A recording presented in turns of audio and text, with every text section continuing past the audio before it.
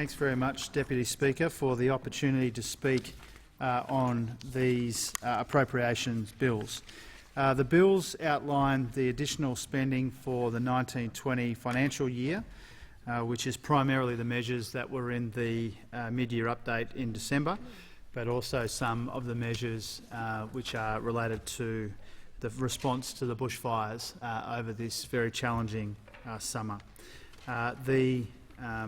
All of the totals are obviously in the bills and consistent with the way that we usually approach these kinds of bills. Obviously, Labor will be supporting the appropriation of this money in the usual way. We will also take the opportunity to speak about what we think is some fairly substantial mismanagement of the economy over recent years, well before some of the challenges of the summer emerged. It is definitely true, Deputy Speaker, that the coronavirus and the bushfires as well over this summer will have a substantial impact on the Australian economy and on other economies. And clearly that means that there will be an impact on the budget as well. We have acknowledged that all along. We've acknowledged when it comes to coronavirus that we will be as constructive as we can in listening to and accepting the advice provided by medical experts and extending where possible and where appropriate the hand of bipartisanship as the country works through what will be, again, a fairly substantial impact from the virus and from the fires as well and from the drought. But the point that we make, Deputy Speaker, and the point that those opposite are desperate for Australians to forget, is that we entered this summer from a position of relative economic weakness, not strength. We entered the summer with a report card on the September quarter last year in the national accounts, which we got in December, which showed some very troubling developments, but also some long-standing weakness in the Australian economy. So the last national accounts that we got, and we'll get another update next week, we'll get the December accounts next week, but the last one that we got in December had some very troubling numbers in there. Quarterly growth slowed in those figures. Annual growth was only 1.7%, which is well below the budget forecasts. The economy was barely growing faster than the population. GDP per capita didn't grow at all in that most recent quarter. The private domestic economy went backwards for 2 quarters and has now experienced the biggest decline since the global financial crisis. I heard the Prime Minister talking yesterday about how the difficulties in the international environment mean we need to lean more heavily on the domestic economy. The domestic economy has gone backwards on his watch before the fires and before any of us had even heard of the coronavirus. Total private business investment went backwards in that last quarter. Wages were growing at only 1/5 the pace of profits. Productivity declined in the quarter and over the year. There are so many indicators in the national accounts released in December which prove beyond any argument that the economy was underperforming substantially before these difficulties emerged this summer.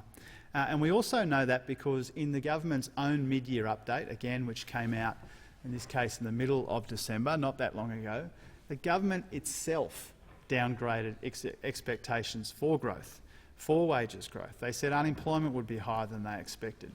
So all of this rubbish, Deputy Speaker, that the economy was somehow all humming along perfectly and then we had the fires and the coronavirus, and that's the only reason why things are tough at the moment. That is completely and utterly wrong in every way. The economy was floundering under those opposite before the fires and before the coronavirus, and they are desperate for the Australian people to forget that. But Australians understand that their wages have been stagnant not just for the last few weeks but for the last few years. Australians understand that it hasn't just all of a sudden since the outbreak of coronavirus gotten more difficult for people to pay for childcare or electricity or for their health costs. These have been long-standing economic challenges. They are a consequence of a government which had a plan to win an election but not a plan to grow the economy in a meaningful way, not a plan to grow wages or deal with energy to get cheaper and cleaner energy into our economy, which is good for families and businesses. Absolutely no idea how to go about all of that. And that's why we've got economic weakness, which is long-standing. It hasn't just arrived on our doorstep with the first cases of the coronavirus. And those opposites should stop pretending that is the only reason. Because the coronavirus and the fires, it doesn't explain or excuse on its own what has been that long-standing economic weakness in our economy, which Australians have felt for too long because they've got a government which is incapable of coming up with a plan to support the economy through a very difficult period. Now, a lot of the talk in the last few days, Deputy Speaker, relevant to this Appropriations Bill, is about the government's promise of a surplus this year. And the point we make about that, and we've made this responsibly and consistently, is that the priority should be supporting bushfire-affected communities and families and workers and businesses and our emergency services who have done such an extraordinary job in the most difficult circumstances over the last few months. We've said for a long time now that's got to be the priority. We've been very responsible about that, far more responsible in this case than those opposite were when the floods hit Queensland in the latter years of the Gillard government. And the reason we've done that is because we do think that these are difficult and challenging times for the economy and difficult and challenging times for the budget. But the point that I would make about the surplus is this. It wasn't us that asked for the Treasurer and the Prime Minister to be judged on one criteria and one criteria alone, whether they hit a surplus in 1920. It was the Treasurer himself and the Prime Minister himself. In the absence of any other commitments or any other plan, they begged the Australian people to judge them on just that one criteria. To buy the mug. And that's right, they are. They wanted to flog a few mugs from the Liberal Party website, $35 a pop, it says back in black.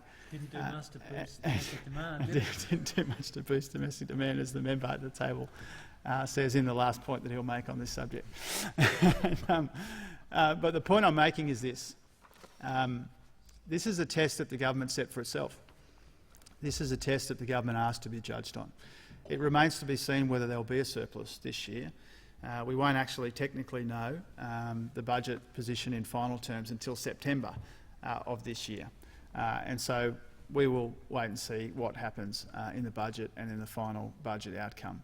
But they've begged to be judged on this, and I think it's appropriate that people now say, well, if you can't tell us that you'll definitely get to surplus, why did you promise that you would?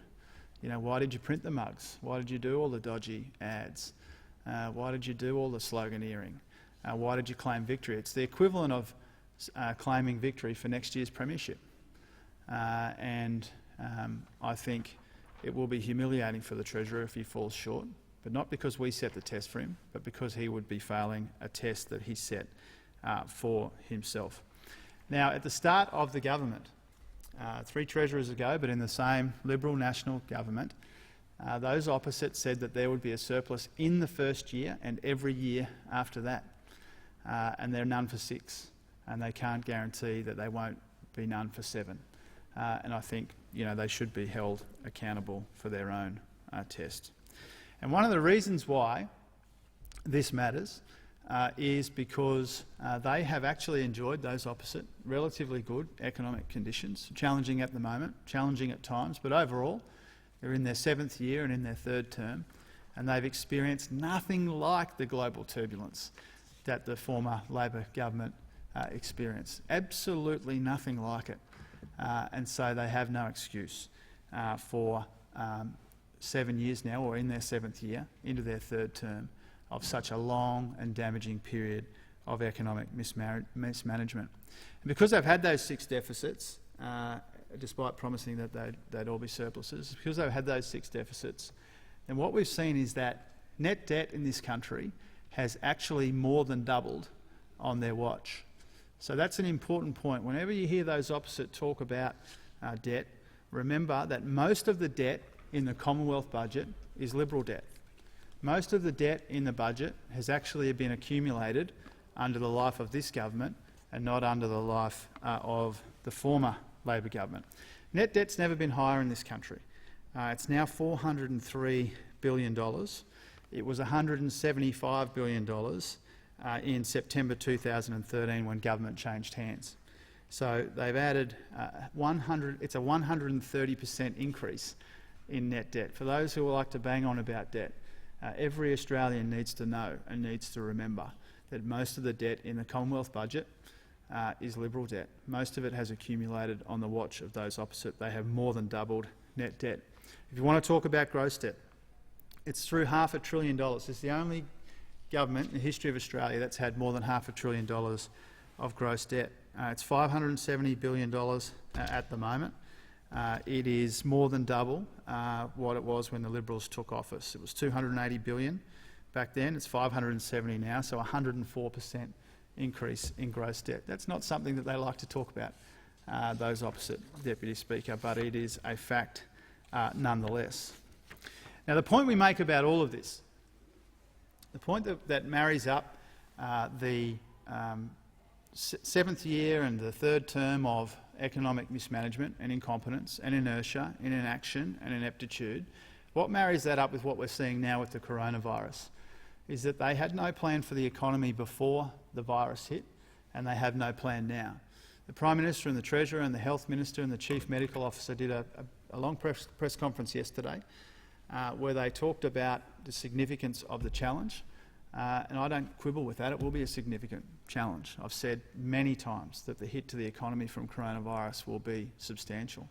But in all of those words, probably thousands of words that were spoken yesterday at that press conference, not one word of a plan.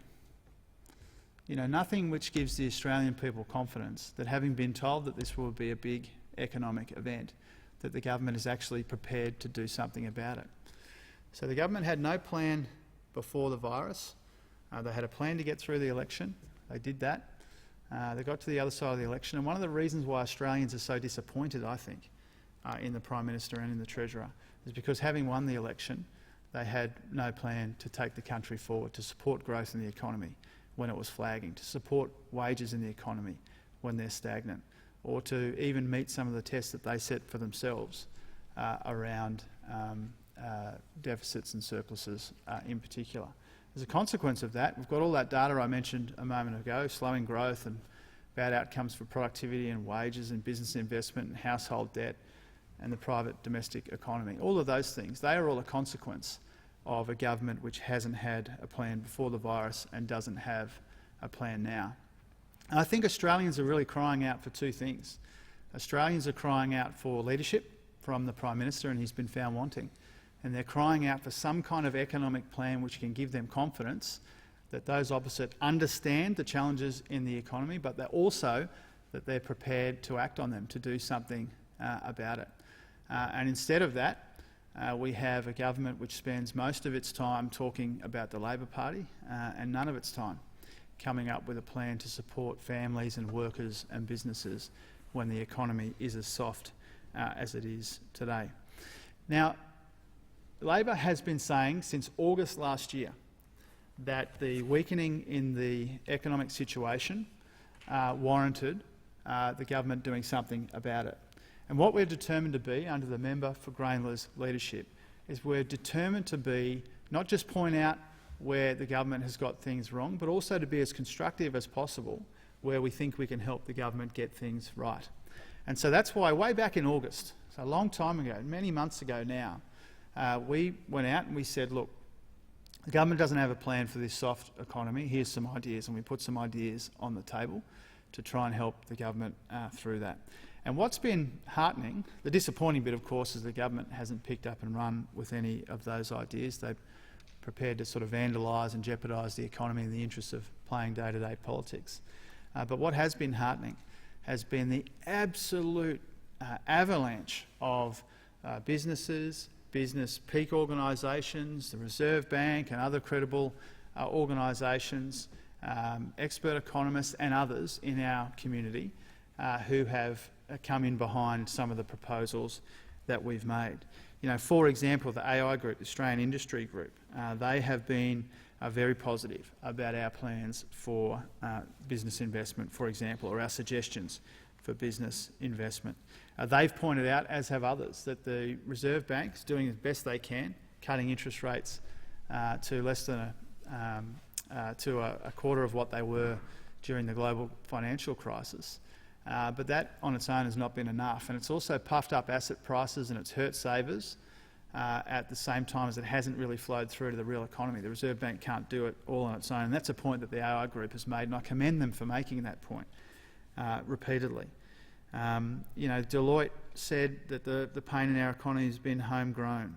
EY talked about the economy losing momentum. The BCA said that we need to pull all the levers if we really want to get a sustained rise in investment to lock in future productivity growth and incomes growth. And so the point that I'm making there is, and it's a bit the same with net zero emissions by 2050, is there is an extraordinary alliance of labour, business groups, community groups, unions, the RBA, the IMF, all of these groups, all of us know and understand that something different, something has to change in our economy. We cannot continue to limp on like this. The only ones who think that everything is hunky-dory and what are people whinging about are those who are, unfortunately, those who occupy the Treasury benches, and that's why we've had such a prolonged period of weakness. And that's why you have had the Reserve Bank cut interest rates repeatedly, but with diminishing effect.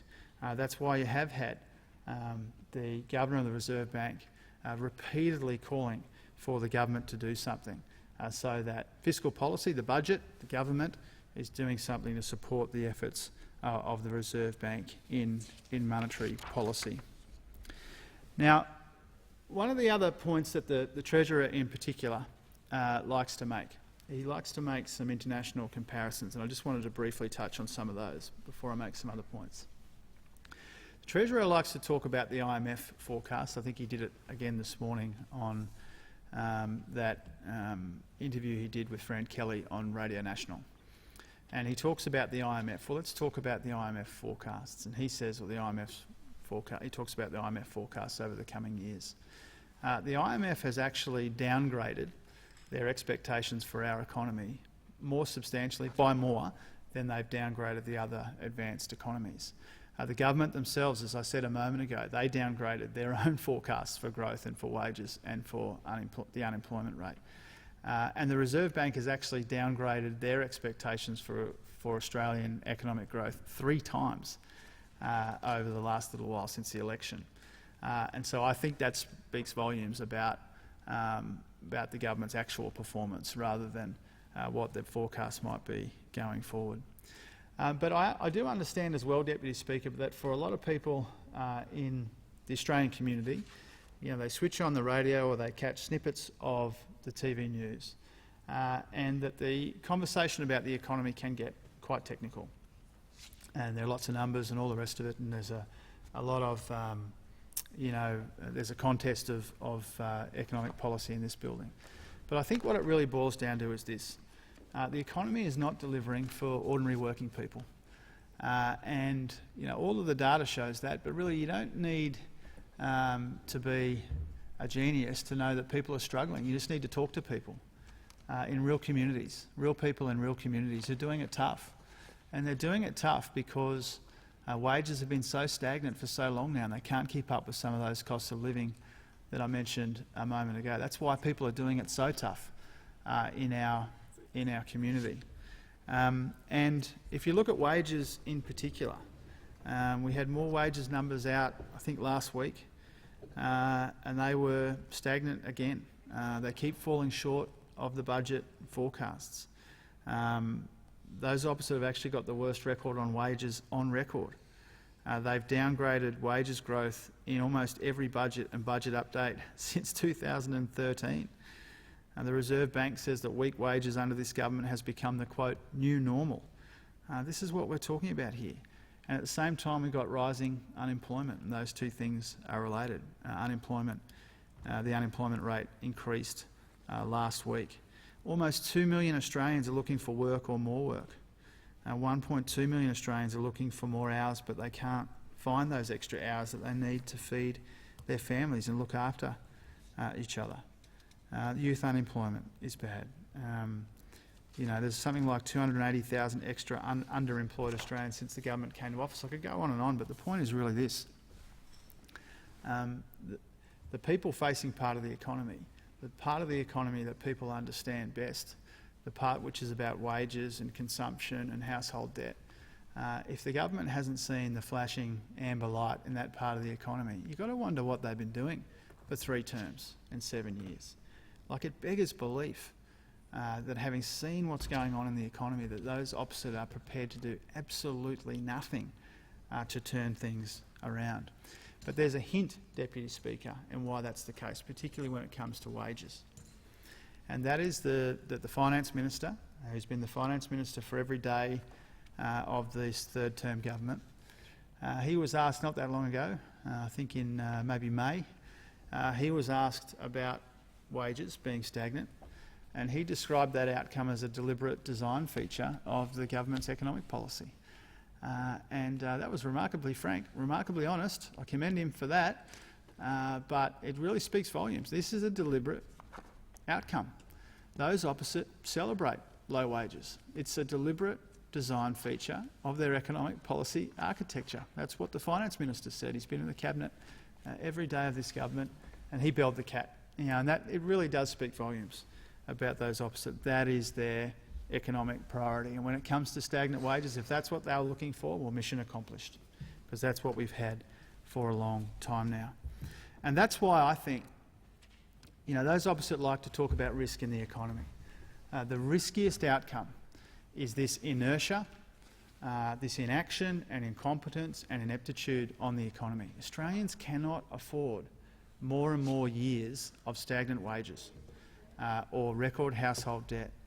They can't afford to go on under a government which cares so little about them that they won't come up with a plan to turn things around. It's true in the economy, it's true in energy policy, it's true right across the board. No leadership, no plan.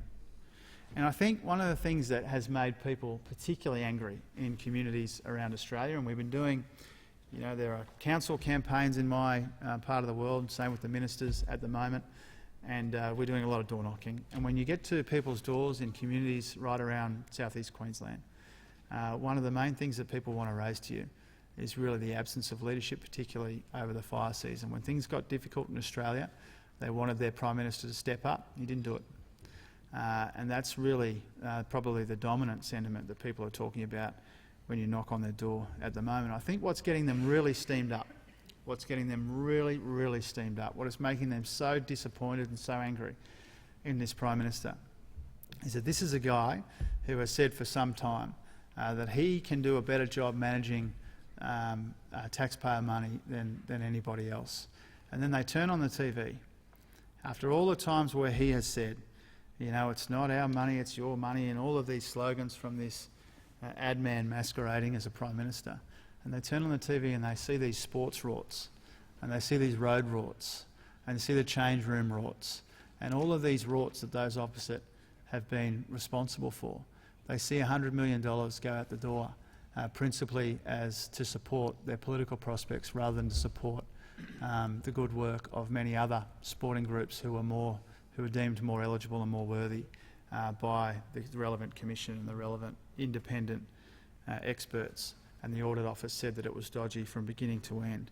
And so people do get steamed up about that. We want to talk about economic management. Well, economic management's about getting bang for the taxpayer buck and using taxpayer money for such egregious pork barrelling to support their own political interests, get people very angry, and I think for good reason. So, Deputy Speaker, we're up for a debate. We're up for a contest of ideas on the economy. And that contest really boils down to one thing.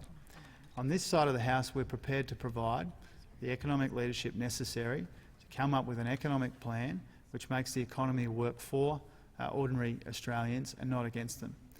Those opposite are either unwilling or unable to show that leadership, to come up with that plan. And we see the consequence of that in years of economic stagnation, wage stagnation, slowing growth. We see that in years of our economy underperforming the economies that we compare ourselves to. We see that in rising unemployment. And the problem with that is when we do approach legitimate challenges like this coronavirus, which will have a substantial impact again, when we approach that, we do so from a position of weakness, because those opposite couldn't be bothered supporting the economy and making it as strong as they could when things started to turn down some time ago. No plan before the virus, no plan during this, no sign of a plan afterwards. That sells the ordinary working people of this country short. They have a right to expect leadership from the Prime Minister and a plan for the economy, and they're not getting either of those things. I thank the member for